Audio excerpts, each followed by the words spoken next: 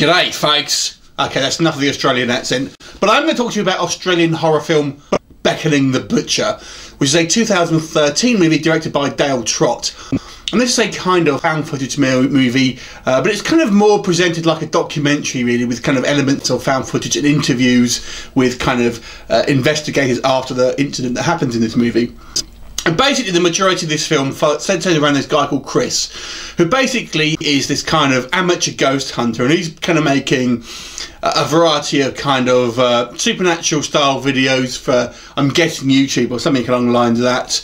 And he's sort of doing various kind of rituals without any real success.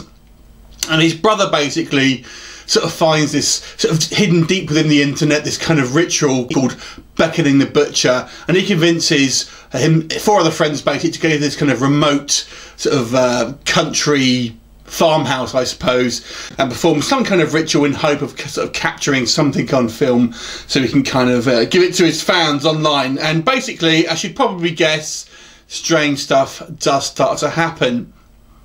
And it's kind of a slow build, this film, basically. The initial kind of half of the film is really just kind of getting to know the characters and, you know, sort of setting up the relationship as a group of friends. And I have to say, one positive thing here, they do seem like real people. These people do seem like they would genuinely be friends. No one is kind of that sort of typical dickhead, or this. Sometimes in these films you always kind of have this sort of cross-section of people who really wouldn't be friends in real life, but here they kind of genuinely do seem like friends, and they've picked actors that kind of just seem like regular people. No one's kind of you know, especially sort of model good looking or anything like that, so they just kind of look like regular folks kind of doing this kind of this ritual. And the acting isn't bad either. There's a couple of instances of the acting in the kind of the documentary part, particularly the police guy, who I'll talk to you about in a minute. I don't think the acting was brilliant, but the actual kind of the main story, I thought the acting was pretty well good here. And basically these guys kind of go off into this kind of like cabin in the woods once again, and you know, perform this ritual. Initially they don't think anything's happened, but obviously strange things start to happen, and it kind of follows this sort of tried and tested formula. It doesn't really sort of invent the wheel in regards to the kind of the found footage genre here, and you know, we're going to see sort of flashes of sort of spooky stuff, and you know, things kind of escalate, and we do kind of see a little bit of kind of weird stuff going on actually on camera, but the majority of stuff here is going to be kind of the odd jump scare, but lots of kind of tension building and kind of that kind of sense of dread that is kind of and foreboding that, you know, it's probably best suited to these kind of found footage movies. Like I said, that's the majority of the film. About 10% of the film is probably these interviews with, you know, basically the kind of one of the main guy's brother, and he's the one who discovered this kind of ritual.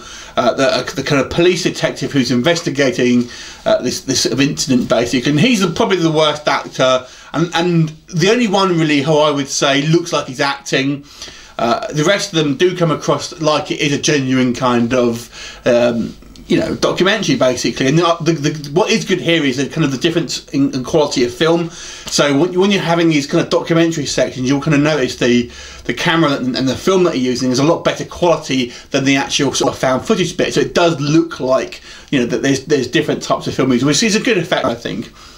And there's also this kind of psychic lady who I think makes a pretty, you know, convincing psychic, to be honest, and you buy into her, and as this would be this kind of role. So, you know, it's not a bad film. There are a few jump scares. There's not a lot of effects here, and I have to say, this is what a lot of these found footage films, you know, there's the complaint here is you don't see anything, and I have to say I almost have the opposite complaint with this film. When you do see something, and it is only a flash of an instant, there's probably less than 30 seconds of actual supernatural stuff that you'll see on screen in total of this movie. But there's a couple of instances where it looks a little bit poor, and it looks like a video effect and things like that, and it almost would have been better if they kind of had showed you that little bit, just a little bit less almost, and kind of like, cut those kind of maybe cheaper shots out, maybe kept a couple of them in that look okay, but there's just one or two that just look a little bit sort of a bit crap, and again you kind of think and it'll take you out that movie that little bit, but it's a minor complaint really. But like I said, I think this was a well acted film. The cast, I think, are all pretty good, with sort of the one exception of the policeman. You know, the story isn't anything original. It has, you know, a good sense of sort of foreboding and kind of slow build. If you're not into found footage films, this isn't going to change your mind. This, you know, like I said, this is very unoriginal, but nonetheless, it's a kind of an interest. It's a sort of relatively sort of scary movie. There's not much in the way of gore here, so if you're after a gory film, this isn't going to be for you. But it was a fairly solid entry to, and obviously kind of a low budget found footage movie, and it's probably one of the better ones that I've seen in kind of sort of the recent months and stuff. So I'm going to give Beckoning the Butcher a 7 out of 10. I thought it was a pretty decent effort, and you know, from what I've seen of Australian horror so far, they've had probably more sort of hits than misses, to be honest with you. So, you know, I'd be very interested to kind of see more of them. You know, this isn't going to invent the wheel. I've said that before. Don't expect anything too original. 7 out of 10. What did you think of it? Leave me a comment and I'll look forward to seeing you next time. Bye for now.